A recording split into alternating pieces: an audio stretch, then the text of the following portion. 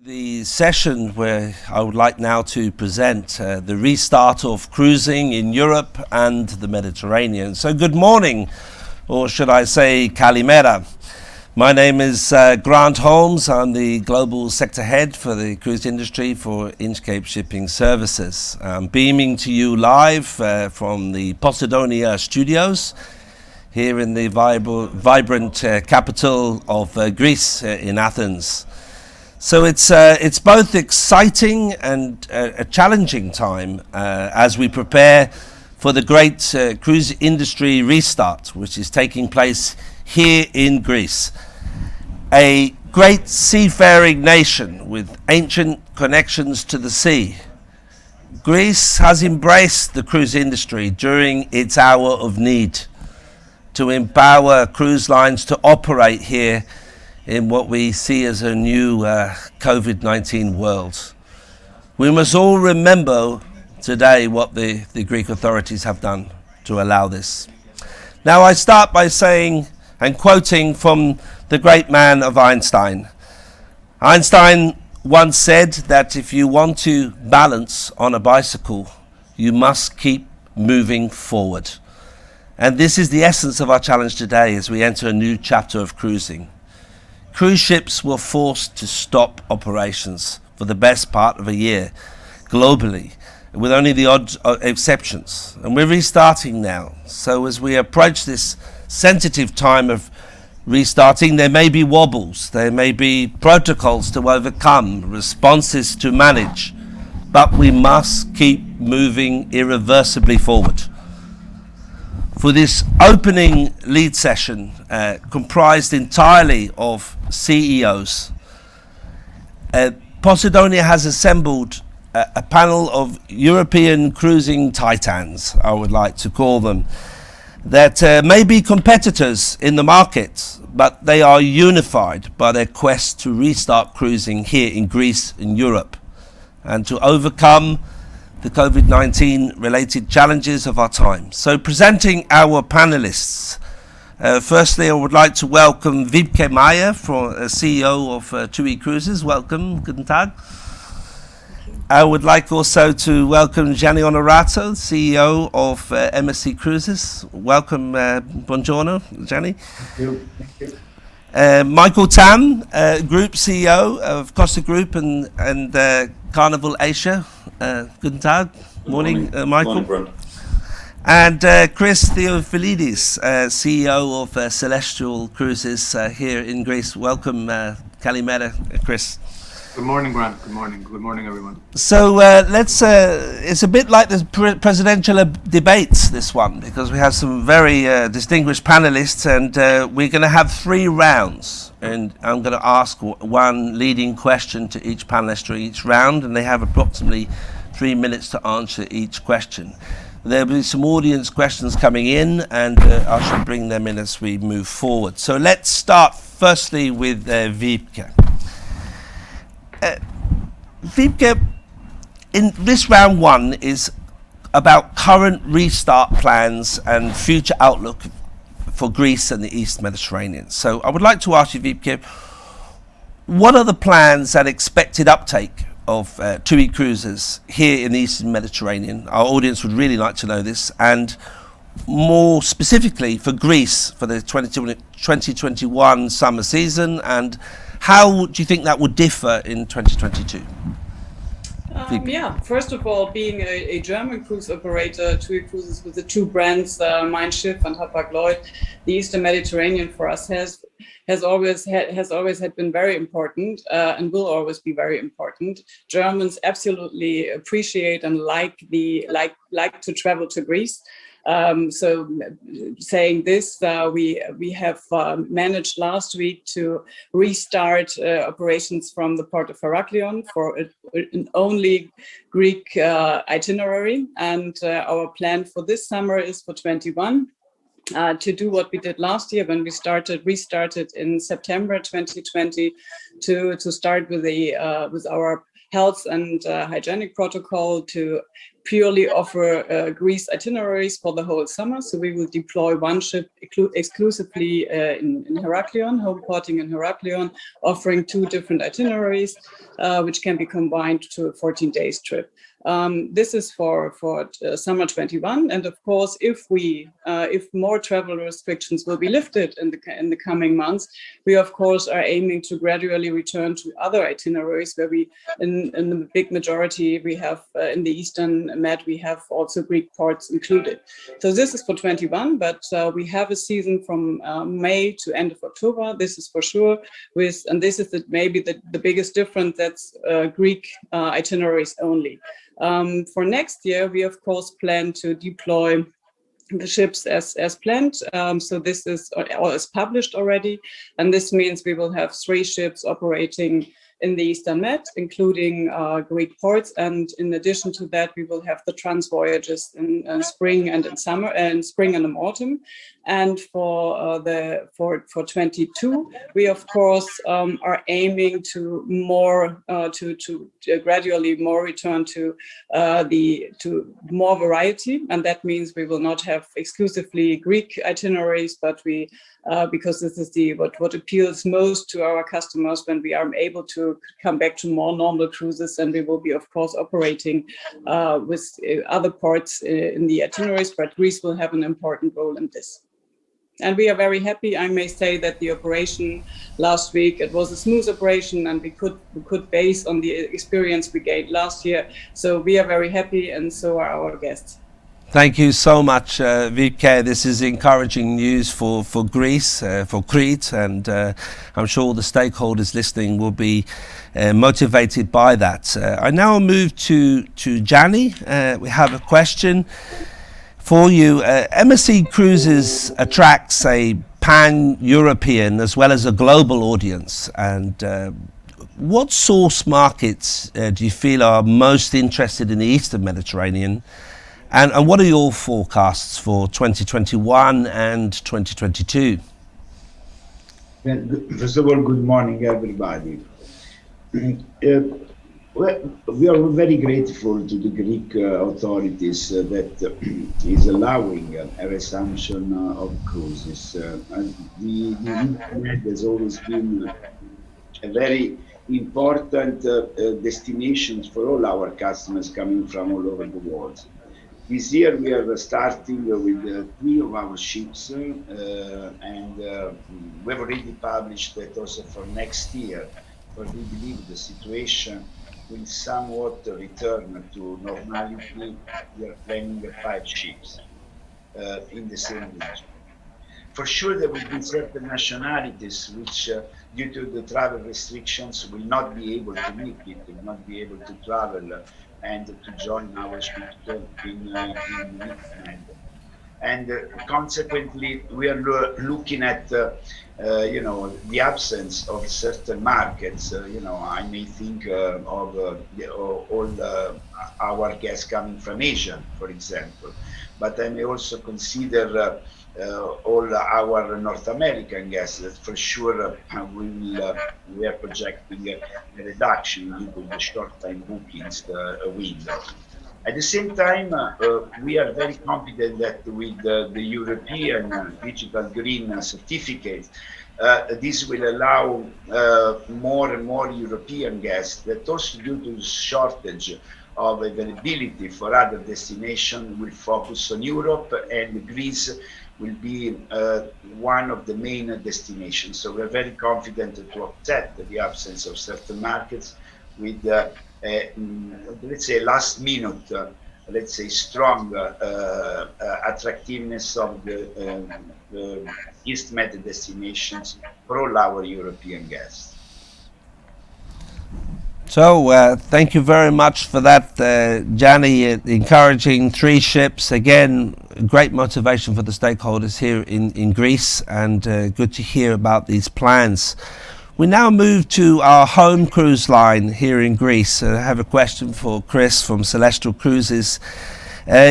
you're based in Piraeus as a cruise line, which is truly a home port for you. But what are the future plans for cruising for Celestial here in Greece, and how will you differentiate the product under the current climate compared to the other cruise lines? Sure. Thanks for the question, Grant, and good morning to everyone. Greece has indeed been at the heart of our operations and continues to do so, and is at the epicenter of our operations, and that means that the vast majority of our home porting activities is actually in Greek ports. But let me clarify that over the last few years, Celestial has widened its operational footprint across the East Mediterranean basin as part of the successful transition that we've had from being a seasonal operator to a year-round operator. But be that as it may, Greece will always be, the anchor of our efforts, and we will continue to focus on Greece.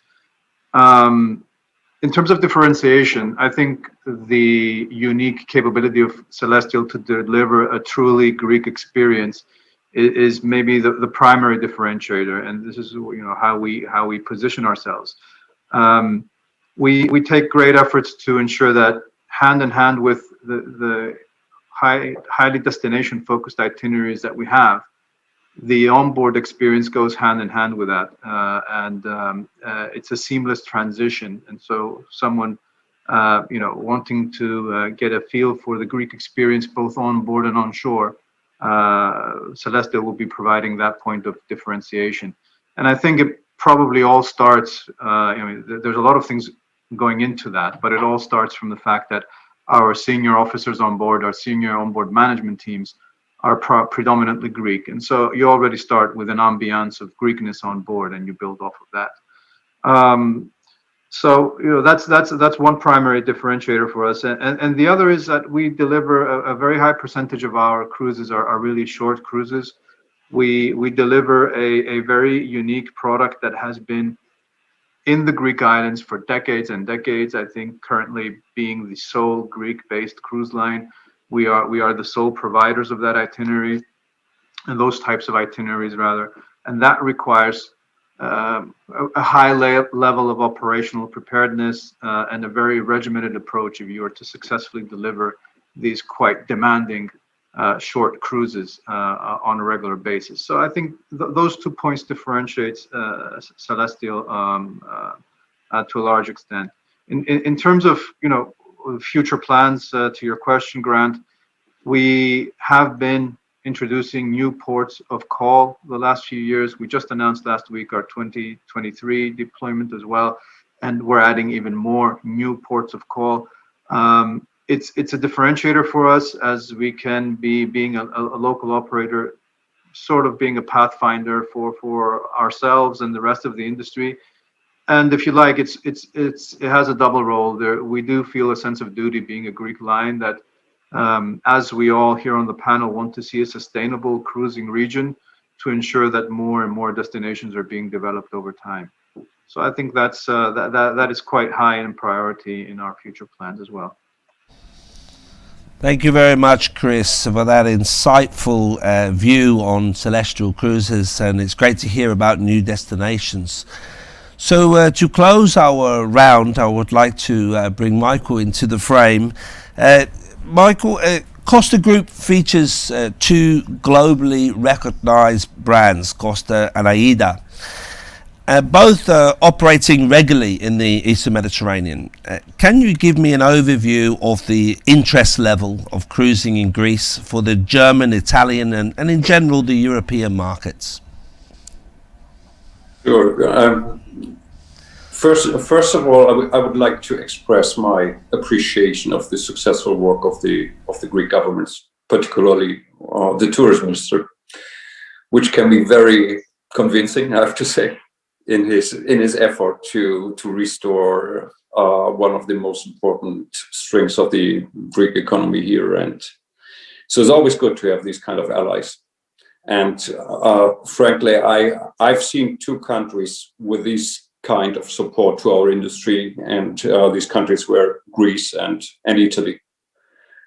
And I believe it's natural that the more you go south, the more important tourism in Europe, the more important tourism is for the society, and so that we have these two countries in the southern part of Europe being very active in the support of our industry is natural, but very well appreciated.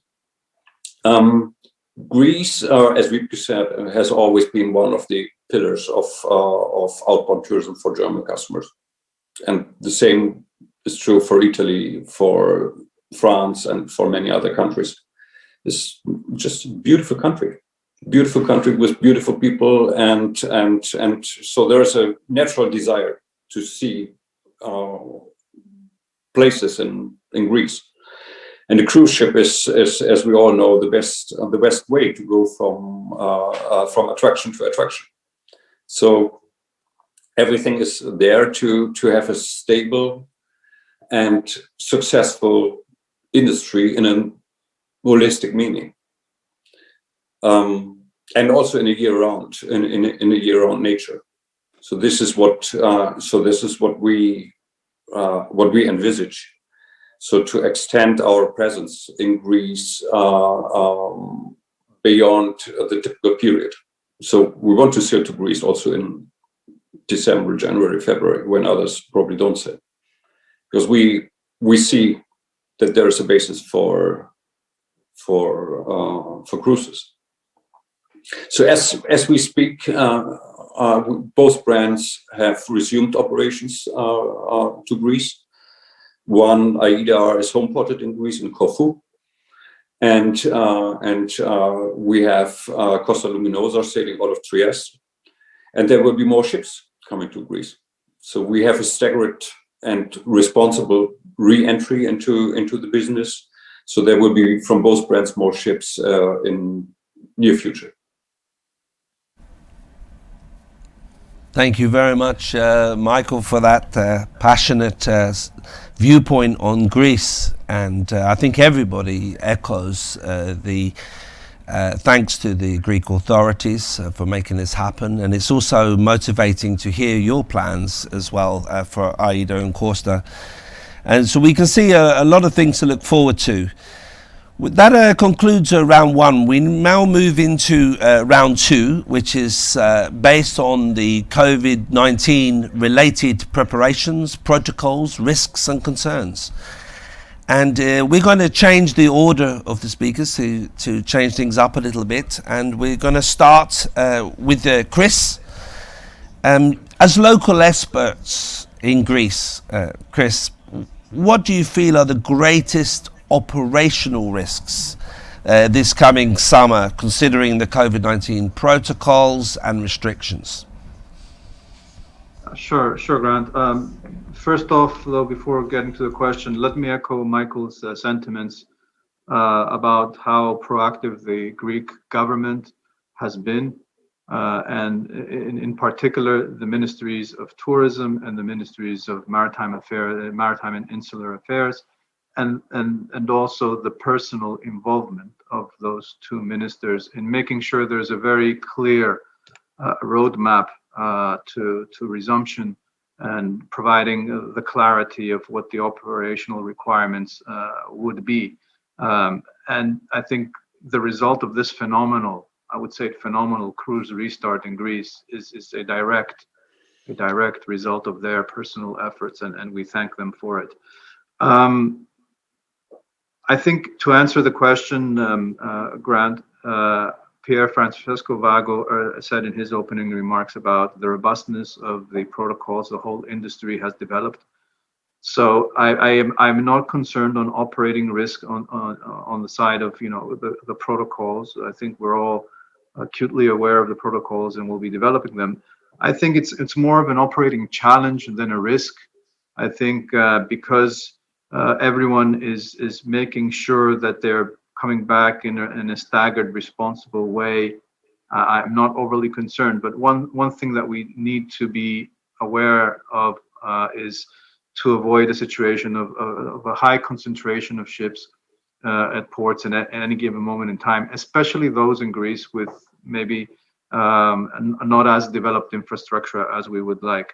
So I know from discussions that all cruise operators take this seriously, and we're actually being proactive behind the scenes in continuous dialogue to ensure, now that we have a very clear picture of deployment across Greece, to make sure that we are approaching ports in a staggered manner and avoiding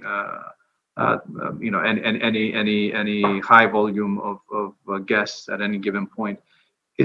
It's not only the responsible thing to do, it's also, apart from all of our viewpoints, the guest experience is first and foremost of highest priority, as well as the destinations themselves need to be, protected and not overrun. So I'm quite satisfied with the level of dialogue that's going on around this particular point. And that's the only thing I think we should be a bit conscious of and careful as the season develops. Thank you very much, Chris, and it's good to get the local perspective first. So let's move to a more international perspective bring Michael back.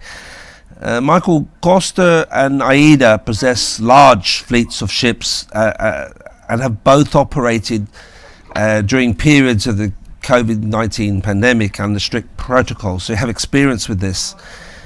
Please, can you summarize your key learning conclusions and the preparations you've made for the coming season? First of all, I believe it should be said that when the pandemic started to kick in, we have been made aware in January last year, so 60 months ago. Maybe there was something earlier already. I believe the world had no concept about what a global pandemic could mean. There was absolutely no concept. And I believe it was difficult for everyone, for experts, politicians, the industry, society, to understand what ramifications of a pandemic could be. With these terrible numbers of casualties and lockdowns and also things you don't see, like long-lasting ramifications on the kids and so on and so forth. So it really was and is a big challenge for the global society. So what we have done collectively as an industry was to start in a very early phase within particularly the Italian government, but also some other governments, to develop protocols to allow us to restart. And remember, the summer last year, so the incidence rate were comparably low in Europe and in the world. We're comparably low compared with the situation where we are now at the end of the third wave. And so there was an understanding reached with our flag state, Italy, to let us sail under restrictions, with protocols developed. And ever since these protocols have been established, they have been proven effective. But it's also true that a protocol is a living animal. You change every day. The way how you test, technology changes, the onboard life.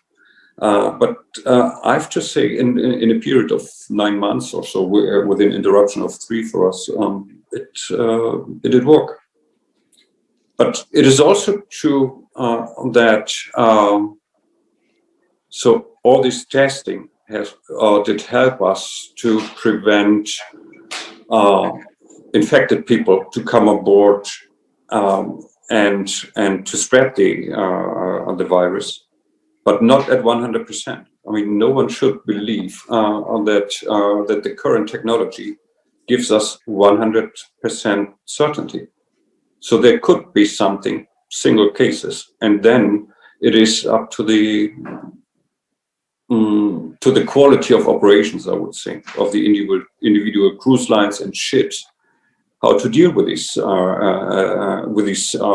single persons. And it works. I have to say it works. We had very few, I believe, 16 cases or whatever in the last 6-8 months, and it works very well. But it is also important to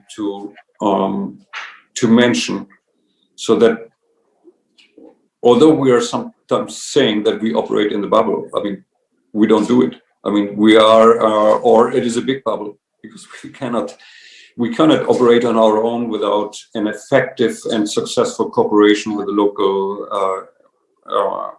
authorities, for instance.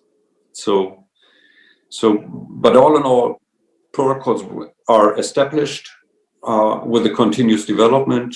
They work. They are well accepted, both by crew, by guests, and by the authorities of the places we go. So we have everything in place to move forward. A great overview analysis, Michael, really helps frame the whole situation since the beginning, and I can resonate with a lot of that. We move now to Gianni.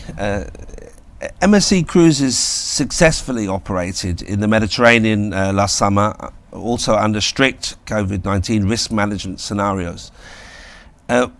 From your perspective, what lessons did you learn from this and MSC in general, and how can they be applied to the current Eastern Mediterranean season?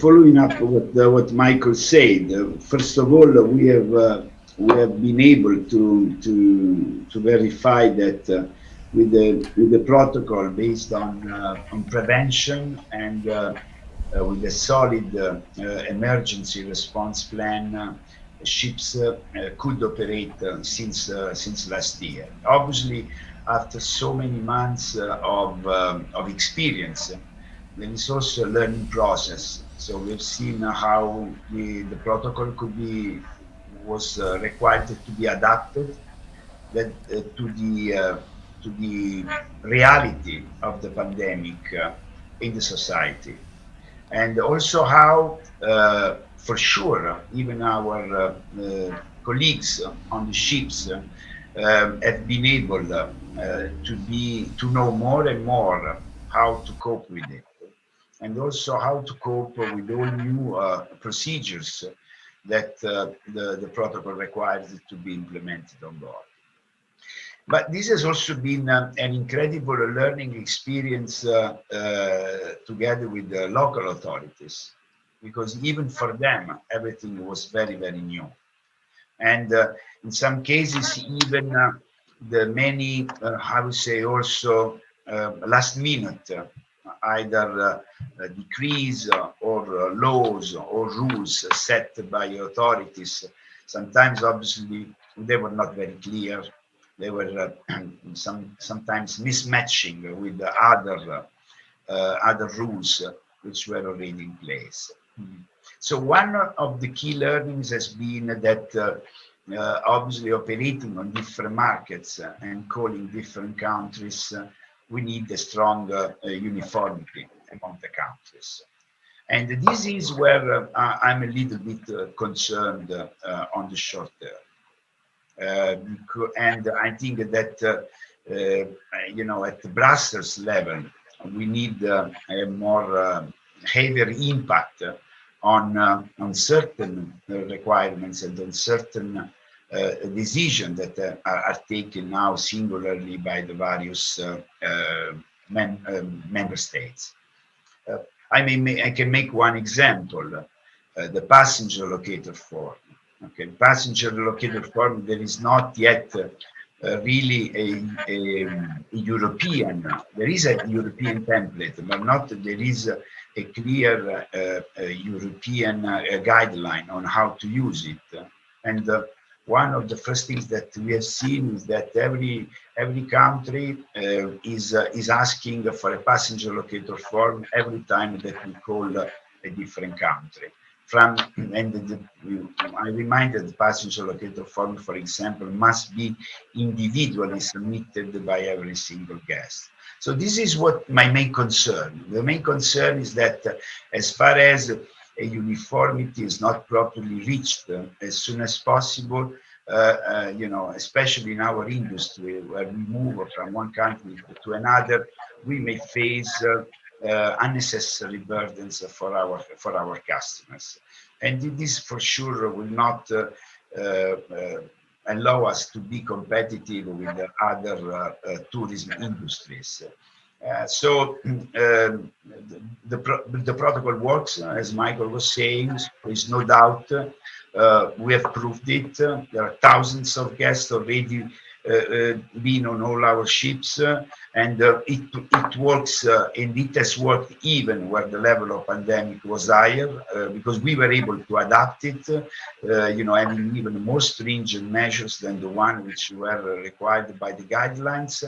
But at the same time, we need also to continue to work, because we need that certain rules must be must have a level of uniformity in terms of understanding and implementation among the various countries that our ships are calling. Thank you, Yanni, and I think the message there is very clear. The protocols are working, but we do need greater uniformity. I think that's a clear finding. Wiebke, we need you back in the frame. I was actually in Rhodes on 16th of May, and I saw Mein Schiff 5, a majestic sight, and I didn't know you were on board. Actually, I would have gone and seen you, but having seen the Mein Schiff 5 there in Rhodes, I'm just interested to know what your preparations were for TUI cruises before this summer season, and you've started so early. First of all, as we had the privilege to operate already last year in Greece, we could really based on what was based last year. We could adapt, and the protocol was more or less ready. And we brought the crew 30 days prior to departure to Mein Schiff 5, and of course everyone was tested negative before they left their home countries. Then they were in quarantine, and they made the ship ready to offer cruises under COVID condition. That means the key pillars are keeping the distance, wearing a mask where it's not possible. So keeping the distance was, for the crew, it was also important to take seat capacity out of the restaurants and all these kind of things, and to get used to the more disinfection routines, and also to really drill the contact tracing and monitoring, to have everything there in place. And then we were able to welcome the first passengers last week in Heraklion. And we decided, after 100,000 passengers sailed with us since summer 2020 in various regions, we decided to continue with the protocol with limited capacity. So we go with a maximum capacity of 60% for the time being. And the reason for that is that we decided not to exclude customer groups. So we want to offer it to all customers in Germany, and not only to vaccinated ones. So for today, or for the time being, we request passengers, of course, as it's mandatory to enter Greece, to have a PCR test, a negative PCR test. And for the moment, we are flying our passengers in exclusively chartered flights to Heraklion.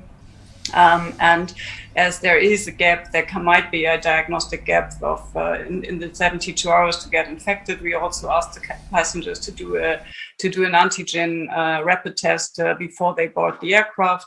And this is one pillar. The other pillar is to keep the distance and to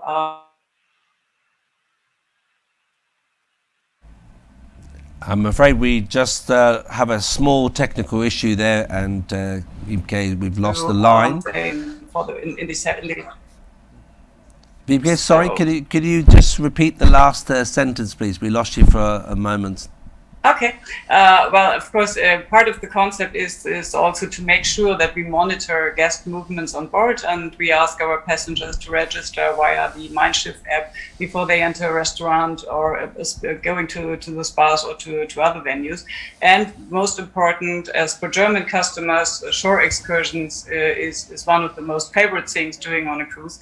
We also operate shore excursions in a bubble. Well, as we know, it's not. It's a big bubble, as Michael said. But we manage that we limit the risk for passengers and also for the citizens of the destinations, that our customers travel in a group, and we make sure that in the buses and so on, that also this distance keeping is possible. And so this is basically it. And as everyone said, I think the cruise industry has proven that cruises are possible under pandemic conditions. And I think there's no other industry where you can have such a proper contract tracing than we have it on board, as it is a controllable environment of what we have learned. Of course, no one can really promise a COVID-free cruise right now, but we are sure with our protocols and having the right partners, the medical partners who take care of the guests for the worst case, everything in place. I think this is for this summer season at least a very good. I think a cruise is a very good way to offer a safe and good holiday experience to our customers. Thank you very much, Wiebke. And one thing I think that's come out of this is fascinating, the different approaches, but what's also amazing to me is how you've all adapted so well. I mean, under these conditions, as together you're all CEOs and the industry, we've adapted really well, you know, under challenging when you consider the amount of factors to take into consideration. It's quite incredible. And we have some audience questions. I just want to take a couple of moments. So we have one for you, Chris, from Aziz in Turkey. He's saying Turkey was not included in the green list for marine borders. What are your expectations for the Turkish cruise market, Chris?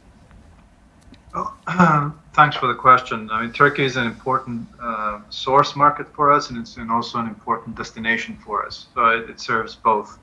So we're keen, as soon as conditions are safe and are allowed, to return to Turkey. We're starting up in a few short weeks, in 3 weeks with our first vessel, and a couple of weeks thereafter.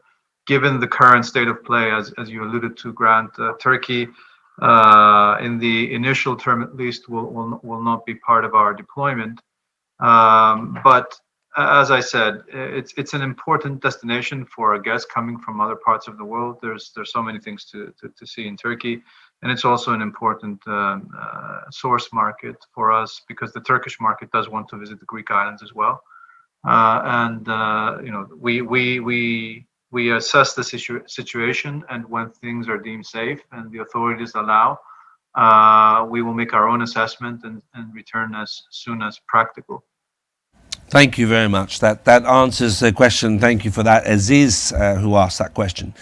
So that moves us to the final round, and this round is about two topics really: airlift and improvements that we need to make in Greece. So I've got different questions to different panelists to mix it up. We open with Gianni on this round. Gianni, how has the prevailing limitations on air travel impacted on the ability of MSC Cruises to generate cabin sales this season? And what strategies have you employed to solve these challenges? As I said earlier, for sure the air travel restrictions will have an impact for certain markets. Now, I was referring earlier to Asian market, also to the North American market, to the South American market. But at the same time, we've seen that as cruise lines, we have always been very good in adapting ourselves. One of the key actions that we will be taking is, for example, the incremental use of air charters for certain markets on one side, and on the other side, we do expect that there will be a bigger development of what we call domestic markets. And at this respect, I mean, we are very optimistic, also following the latest announcement that also with the reopening in the Mediterranean of countries like France and Spain. This will allow also the customers to be able to reach in a more accessible manner the ships operating in the Med. At the same time, for sure, there will be also an improvement of the general situation of airlift for many European markets. I mean, to reach the ships positioned into the East Med. A good example also of domestic market is what is happening in UK, where I mean, no one would have ever thought to have domestic cruises in UK. At the same time, I also believe that there will be some sort of openings also in Germany, with destination in the Baltic and in Northern Europe. So overall, for sure there will be an impact. There will be a switch, you know, and as usual, you know, when there is a moment of need, everybody also becomes more creative, and you know, the difficulties always are a stimulus for innovation. So I do really believe that this is also an opportunity for the cruise industry and for MSC to take on board new customers, customers that in the past were used to other types of holidays, which today are not easy to be reached. You know, I may imagine also for example, the North African destinations. I may imagine certain destinations like the Caribbean, or other destinations like an Asian destination, where European guests will not think for this season. So at the same time, we do have also opportunities, and we may have a switch of customers. And this is good because we will have more Europeans getting to know how wonderful a cruise is versus other types of holidays. Great, thank you very much. Great evaluation of the airlift, Gianni.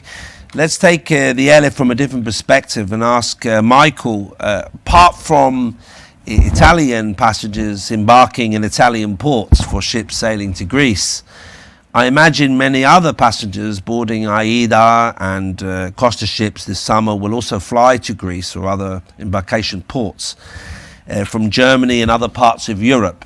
Yeah, as we said, air travel features notable restrictions and it's quite complex at the moment. So how has your company solved or tackled this airlift issue? I'm not sure if this is really an airlift issue. I mean, to give you the magnitude, what air means for a company like ours is in pre and also post-pandemic scenarios, we have approximately 4 million customers and per year. And out of these 4 million, we fly approximately 1 million customers. And with various concepts, shuttles, full charters, block charters, scheduled air, intercontinental within the continents. So there's everything. And I believe when you analyze the current situation in Europe, it is true that the flight grid is very thin. But it is a reflection of or a reaction of a relatively slow demand. So it is no problem at all to get charter flights, no problem at all. So with increasing demand, we see to charter more capacity is not an issue. Scheduled air is a problem. So which means the traditional very narrow net of air connections within Europe doesn't work yet. But I believe this is mainly due to the fact that either the country of origin or the country of destination have still travel restrictions in place.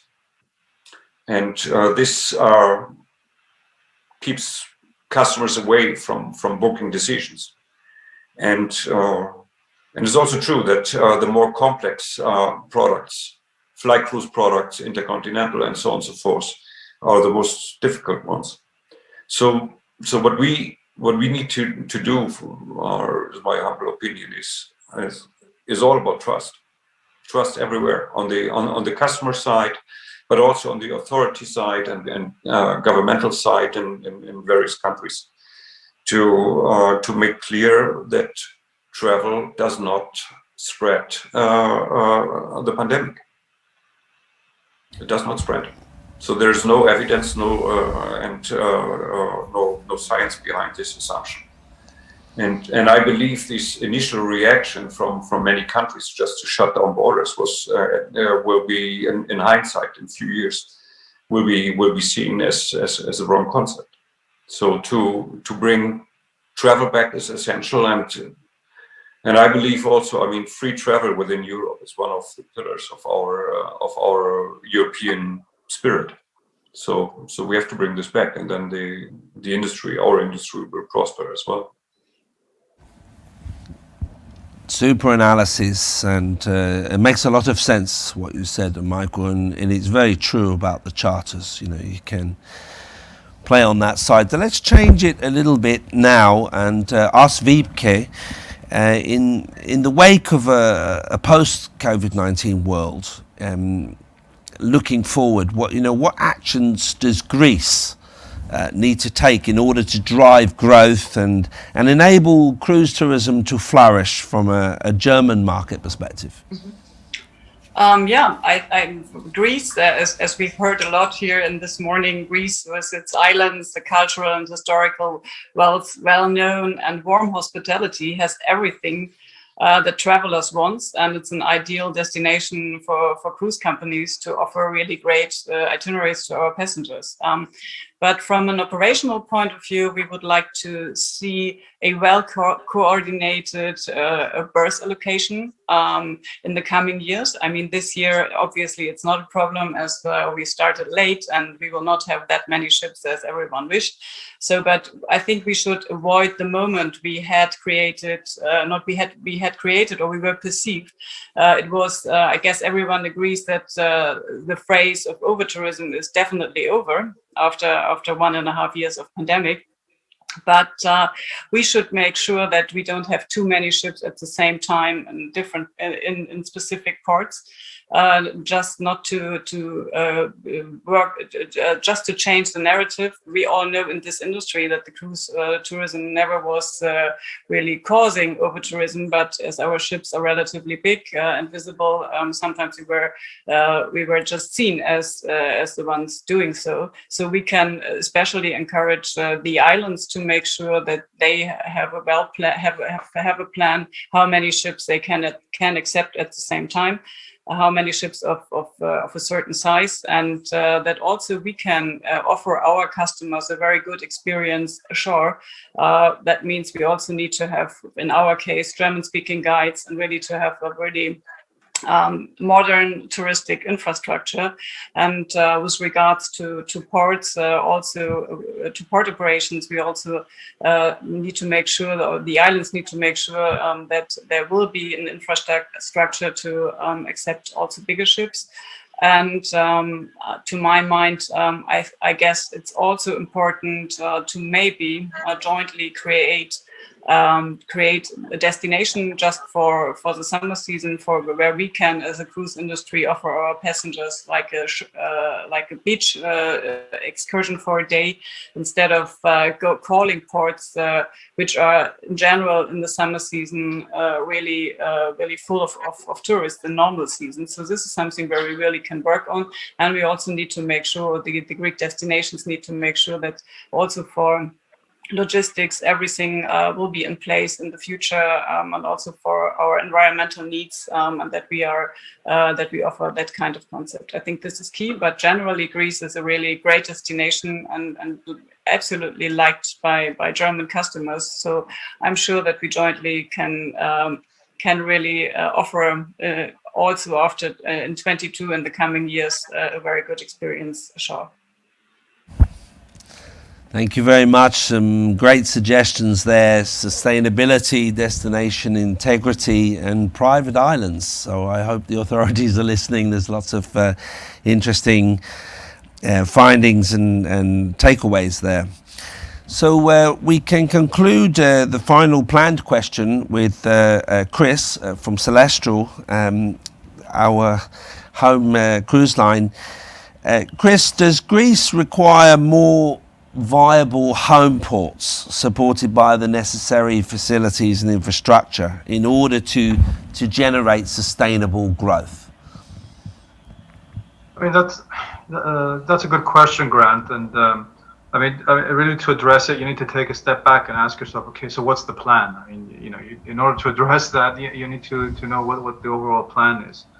My personal view is that Greece should strive to be a standalone cruise destination in its own right, and not be as part of, you know, wider deployments or itineraries, or be susceptible to regional turmoil, etc. And you know, Greece certainly has the destinations to be able to do that. And I mean, let's face it, the geography of Greece is such that it needs to be cruised to be seen because of the huge amount of islands that are, and destinations that are available to visit. So if that is an agreed plan, that, you know, Greece should forge ahead and turn into its own destination in its own right and stand on its own 2 feet, then you need to have quite a comprehensive strategy of how you know, clearly segment or differentiate the various ports of call. Not all ports can be all things to all cruise operators. You know, there's physical restrictions in some areas. There's a huge lack of infrastructure, and you know, you need to identify which ports fit which type of operation and which cruise operators or which demographic certain operators operate in. Once you have that, you can then go into a gap analysis of what infrastructure requirements are required for this plan to take effect.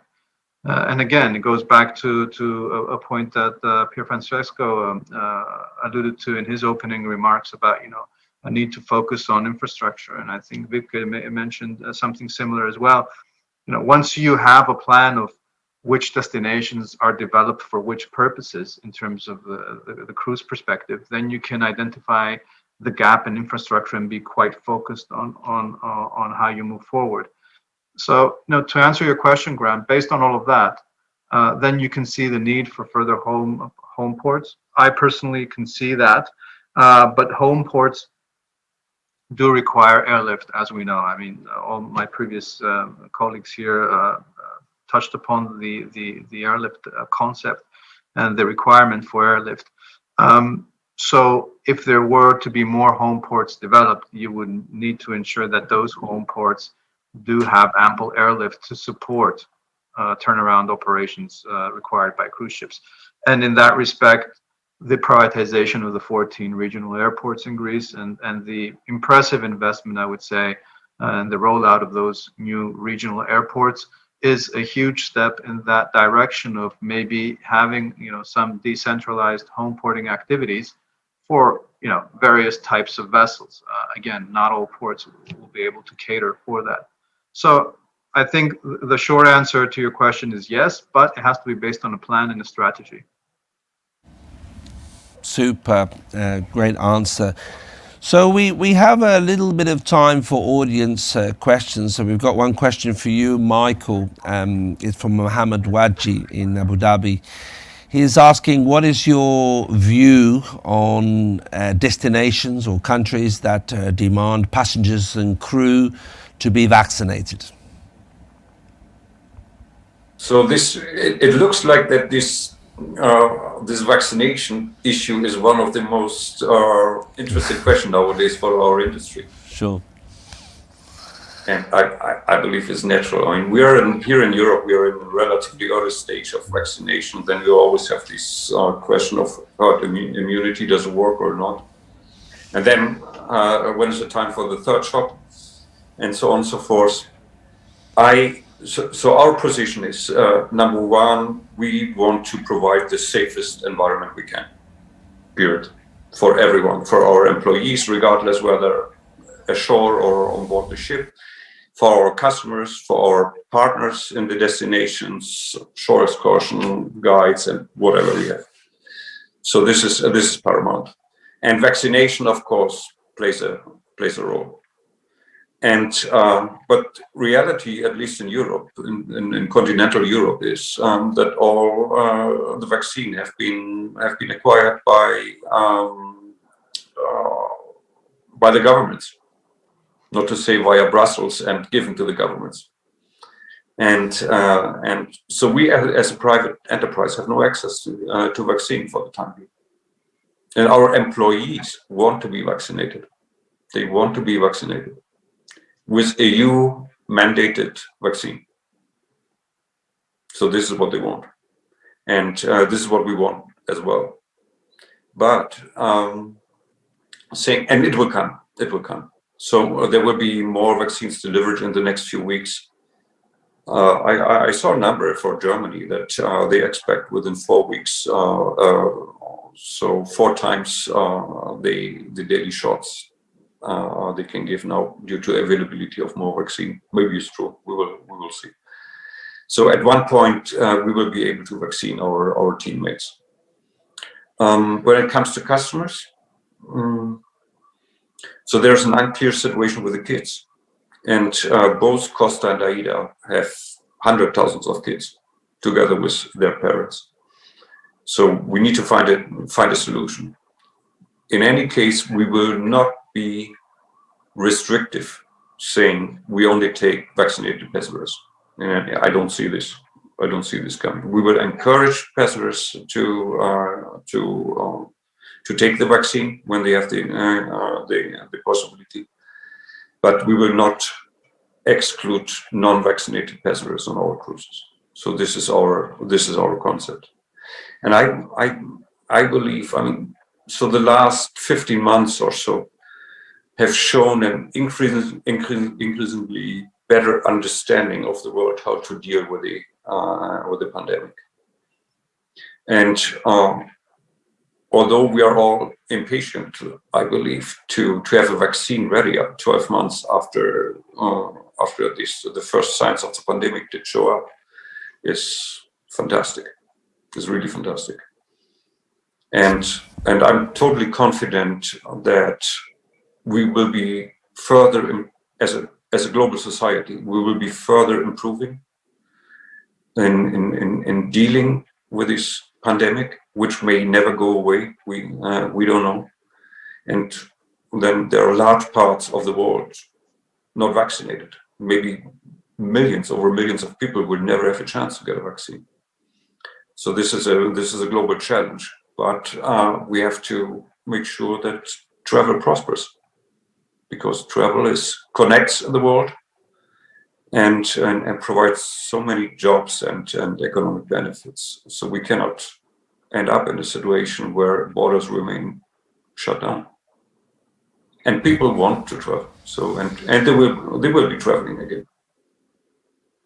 It's a very good message to send. We have just a minute or so left. I just wanted to bring into the other panelists for the same question. Gianni, can you give us any your comments on the vaccines? Do you have anything to add? It's very simple. It's proved that vaccination is the main key to get out of this pandemic.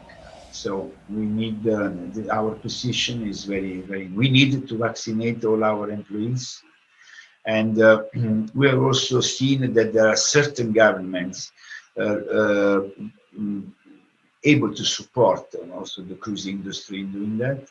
And we are taking and we'll be taking advantage of this, but at the same time, also we will encourage more and more guests to come on board and be vaccinated, and we are very confident also looking at optimism also to the solution of giving a vaccine to the kids or to the younger population. This will help. And so vaccine will be one of the key pillars to get out of this situation. Wiebke, do you want to add anything? Basically everything was said, but I can maybe I can add, because we, as Michael described, we also ask everyone to come on board, and this is why we are sailing with the health protocol. And the quote in German, in quota in Germany, is 14% approximately of Germans who have been vaccinated twice, fully vaccinated so far. And we ask the passengers on board of our ship in Greece how many of them, and 70% of the ones traveling with us were fully vaccinated on this cruise. And as Michael said, there's big progress in Europe. So we expect that the more by the end of the summer, there will be more vaccinated passengers traveling with us, and also we are trying to get vaccination, but as of now, it's not available for us. But the time will come, and we are confident that by autumn we will have higher ratios of vaccinated passengers traveling with us. It's great to see a common message on this. Chris, I can give you the final word. We only have 30 seconds. If you can just sum it up sweetly, and then I shall close. Well, nothing earth-shattering. It's very similar to what has been said by the previous colleagues here. I think we all have a high priority to provide vaccination for our onboard teammates as soon as possible. I think it's an important issue for their safety and also for their peace of mind. And we also do not have a vaccination requirement for people joining our departures. However, we sense that there's going to be an increasing percentage as time goes on, as Wiebke says, of vaccinated guests on board versus not vaccinated. It's only a matter of time before we reach that point where, as Gianni correctly points out, I think there is a general realization for us to get out of this as a globe. We need to take vaccination seriously. So it's a matter of time for us to get there. Thank you very much. So that concludes our session. I would like to thank so much our panelists who've been truly excellent and inspiring and insightful. Wiebke, thank you very much. Gianni, Michael, Chris, and thank you so much also for keeping to the time. You were bang on time, and I really thank you for that. So, ladies and gentlemen, that's the end of our first session. In about half an hour's time, I'll be back for a second session with 4 new panelists. And we'll be talking about the impact of shore excursions and destination management with new health protocols. So until then, we'll start at 11:45. Take a break, go to the toilet, do whatever you need to do, check your WhatsApp, and we will see you in about half an hour. Thank you.